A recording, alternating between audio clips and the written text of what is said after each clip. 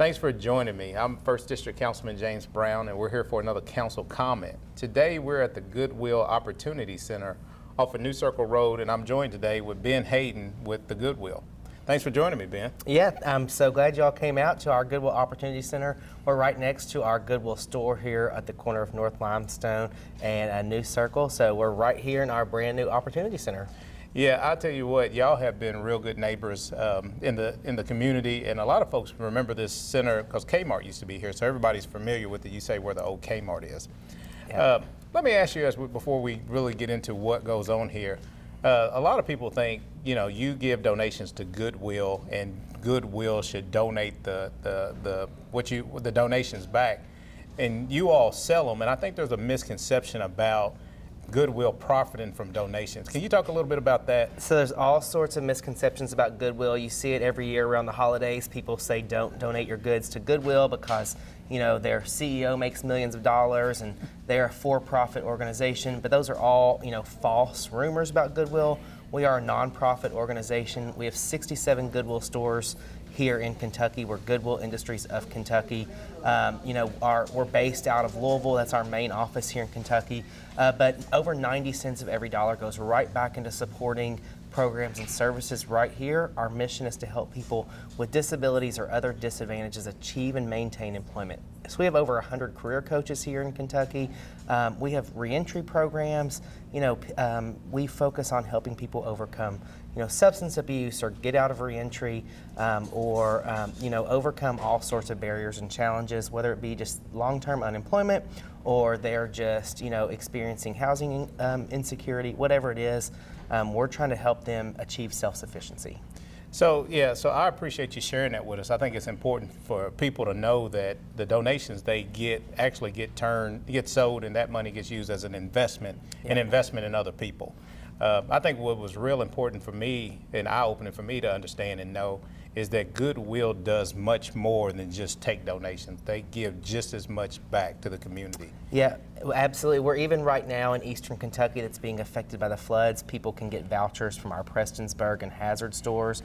So we do a lot for the community, right where our stores are. So this Opportunity Center, we've got these locations in Louisville, Lexington, Bowling Green, Pikeville, Somerset. We're opening one in Moorhead, soon to be Hopkinsville, Paducah.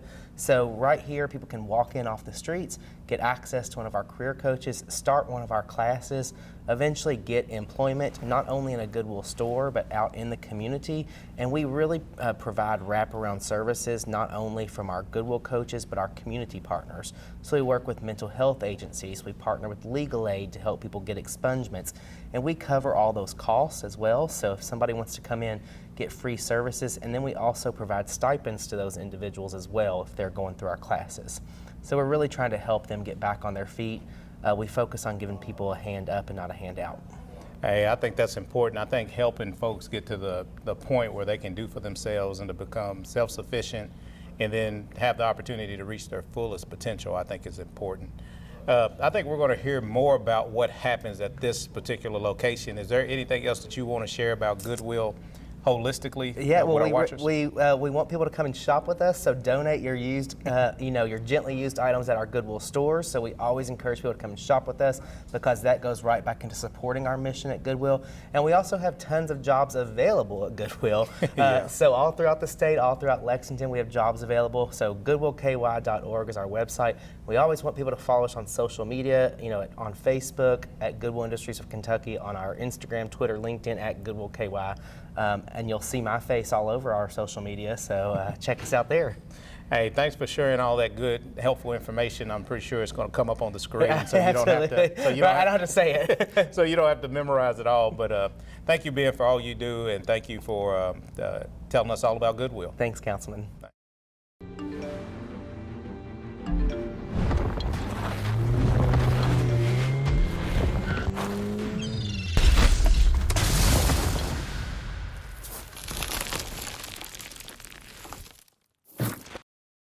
Welcome back. Now I'm here with Jennifer Bergman, who is the Regional Director for Career Services with Goodwill. Thanks for joining me today. Thank you, Councilman. Thanks for inviting us. Yes, ma'am. One of the things that is special about this location is you provide a lot of career services to individuals. Can you tell us a little bit about that and when it started here at this location? I'd be happy to. We actually had a wonderful grand opening, which I know you attended and helped us to be one of our speakers. Yep. And that was in April. So brand new launch out into the community. We're very excited to be offering these services, and we have cohorts for our programs that are going on to try to help people. Our biggest challenge right now, we want to get people through the door that we're targeting for our career services, and we have 3 programs right now. That's Soft Skills Academy, Good Start, and our RISE program. And I think Ben mentioned about stipends that we have to be able to provide to people to help them as they go through our 3 weeks of programming. But after that, we do have coaches that can be working with them to work towards self-sufficiency, reduce the barriers that they may have in their lives so that they can move on to a job and then eventually get additional skills and a better job than that. So our coaches are going to be with them for up to a year after they come through our programs to try to help support and provide those wraparound services and supportive services to help them through. So what you really need help with is you need referrals. You need people to refer people to the program. We sure do. We're trying to strengthen our partnerships that we have right now in the community. Anyone that we're targeting that knows and has access and is helping people that we want to serve who have disadvantages, disabilities, lower education, homeless population. There are just so many that we want to reach out to. Those in reentry programs coming to us, we want to serve them, as well as those in recovery. So they need to be ready for a job and on a pathway to have assistance from our coaches to get that full-time job. That's what we're really looking, but we need to get them in the door, and we need to be able to find our partners who can help us refer those folks to us and come in the door and let us tell them what we can offer. So it sounds like you have programs in place that catch people at every point that there is in the employment process. And then you also, not only do you give stipends, incentives, but then you also have coaches that help people to continue to stay on the right path and do what it takes to maintain consistent employment. We really do, and our coaches are very dedicated to the process. They have a lot they do with clients from the beginning. As soon as they're available to start working with them and they've had enough of our programs, they will continue to work through that reducing barrier process so that they can get the first job, continue getting additional skills and support, whether it's in our Goodwill stores or whether it's out in the community. They'll do either one depending on their interests and what they'd like to accomplish. And then they'll continue work with them for a better job, an even better job than the first one we got. Well, it sounds like the services that you have here are great. It sounds like you are looking for more partnership opportunities. Absolutely. And if somebody is watching this and they may be nervous or think that this program isn't for them, what can you say to encourage them to come and see what you have to offer? Well, we want to make everyone feel at home here in the Opportunity Center, to make them feel comfortable.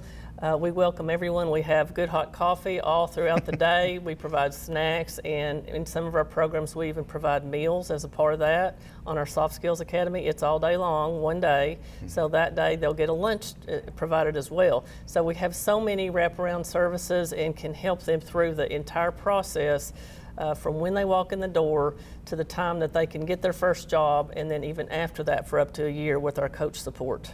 Okay. So not only do you have incentives, you got good hot coffee, and you got great snacks. We do. So if you're interested, please come out and see what Goodwill has to offer. And thank you, Jennifer, for everything that you and Goodwill does for our community. Thank you. Appreciate it. Yes, ma'am. It's all good, baby. Is it really all good? If you love me enough to routinely test your handyman skills, not to mention the strength of your marriage, then of course you'll visit nhtsa.gov/therightseat to make sure I'm in the right car seat. Thank you for joining us. I'm 1st District Councilman James Brown, and today I'm here with Timothy Johnson, President and CEO of United Way of the Bluegrass. Thank you for joining me, Timothy. Thank you for having me, Councilmember. Hey, as we come out of the pandemic, one of the things that is most important is helping folks get back to work and eliminating some of the barriers or pathways to career opportunities. In the United Way's WayPoint Center, I think it's new to our area, but it's not new to United Way or to you. Can you tell us a little bit about the WayPoint centers and kind of what the focus of those centers are? Absolutely. So the WayPoint Center, we consider that our collective impact approach. So what does that mean, collective impact? It's a way of getting different organizations to row their oars in the same direction. That way we get to our destination quicker, better, and faster. Specifically the WayPoint, if you think about the name, it's obviously a play on United Way's name, WayPoint. But think about it in terms of the map, in like imagery of a map. Your waypoint isn't your destination. It's a point, it's a stopping point specifically. And this is a stopping point for many of our fellow Lexingtonians, our community members, to stop off, collect themselves, gather the resources necessary to get to the destination that they have chosen for themselves. And United Way's WayPoint centers are really meant to be these community-based one-stop shops where folks can stop in, get the resources they need to make it to their destinations. Oh, that's a good analogy of what it is that you're doing at these centers and kind of how it builds into the total mission and the total effort to give people the resources and the access to resources to help them be more self-sufficient. Absolutely. And supportive. So I mentioned that the WayPoint centers are new to Lexington. Can you tell us about the locations that you have now and kind of how they're doing as far as servicing the community? Certainly. So we've launched our WayPoint centers back in July 1st of 2021. So they've all been in operation now for just over 12 months. We have two in Lexington, one here at the Black and Williams Center, and we have another one located in the Charles Young Center, East End, which I know you're very familiar with, Very District. familiar. We also have a third one that's at the Paris YMCA in Bourbon County. And the idea around these centers is we want to replicate more of them, maybe about 5 to 6 of them over the next several years, in both in Lexington and other regional communities around Central Kentucky. Okay. So tell me a little bit, like if somebody's watching this, and we're going to share information on the screen for folks to get in contact, if they're intimidated about coming to a WayPoint Center or not really sure what to expect, can you tell them or set them at ease about coming in and what to expect when they first arrive? Absolutely. So everyone's welcome at the WayPoint Centers. United Way's job is to fight for the education, the financial stability, and the health of everyone in our communities. Particularly, we've set up these WayPoint Centers strategically in communities that we know have not been invested in to the extent that we'd like to see over the years. So these WayPoint Centers are meant to be here to help build resiliency, build resources for our community members. So walking through the doors, you can expect to find United Way staff. Here at this particular center, here at the Black and Williams, you'll see Miss Jerry Botts, who is our director of WayPoint Centers, just recently promoted. Also at the Charles Young Center, you'll find Mr. Damon, who is the center manager there, who will be more than happy to hear what your needs are. Now, oftentimes people come in with the thing that their hair is on fire about. You know, hey, I need a crib for my child. And that's great. We can make sure that you have that. But their jobs are to sort of tease out from you, what are some of the other problems going on? What are some of the other challenges and needs that you may have? And you may sort of peel back that onion a little bit and find out that maybe you lack access to health care, or you have health insurance but don't know that certain things are paid for with your health insurance. Or maybe you don't have proper income and you're in need of some job readiness services. You need a new resume, you need some interviewing skills, or a better job. You can get that all here at the WayPoint Centers without having to run around town, having several appointments, and having to figure out for yourself, where do I go? So this is really meant to, and I affectionately consider Jerry and Damon our air traffic controllers for the WayPoint Centers. Their jobs are to understand the communities, the needs of the community members, and to make sure that if the services aren't taking place in the WayPoint Centers, that they're going to connect with nonprofits close by so that your needs are met. So by the time you leave, yeah, you'll have that crib, but you'll also have access to things that you didn't know you needed, and that gets more to the root cause of why you came through the door to begin with. Well, I think that's reassuring and that's good to know. I think a lot of folks in the community, I know Damon and I know Miss Jerry, and I think a lot of folks are familiar with her and the work that she's done and is doing. And I think it's reassuring when they come in and they see a familiar face. And then it also sounds like you provide wraparound services. Sometimes it's important to help people identify what their real needs are and get to some of the root causes. So it sounds like a WayPoint Center is providing direction and pointing the way to self-sufficiency on a lot of different levels. It absolutely is. We started off this work with the idea in mind, how can we help our students better achieve? We didn't want our students to just be in a state of surviving, we wanted them to thrive. And talking to, at the time, the superintendent of schools, Manny Cogg, rest in peace, he said, hey, school students are our forte. We have really a good mandate of how to serve them. But the 17 hours that they're not in the schools, we really don't have a lot of direct control over that. So United Way, how can you partner to make the communities a little safer, make them a little bit healthier, and help the people in their lives? So we started to think, by helping the adults, the grown-ups, the folks in our young people's lives are going to help them be able to arrive to school in a situation that's a little bit more stable and focus on being a school student. You don't have to worry about coming to school if you're hungry. You don't have to worry about issues of couch surfing because you don't have a stable place to lay your head at night. A lot of our students are suffering from forms of PTSD just from coming from impoverished situations. So how can we help alleviate some of that? We knew that we couldn't just focus on the student. We had to look at the adults and really serve this holistically. And these WayPoint centers are really our sort of sneaky way of serving students, but by doing that, serving the entire community so we can get at our students, allowing them to come to school, their best versions of themselves, and ready to thrive. Yeah. No, I think that's important. I think as many resources that we can give families to be self-sufficient and strong and supportive, I think is going to support our whole community going forward. Absolutely. Yeah. So thank you, Timothy, for joining me, and thank you for all you do for our community and for the United Way. Thank you for being an outspoken advocate of United Way and our WayPoint centers, and we really appreciate the hard fight that you always have for Lexingtonians. So thank you. Thank you.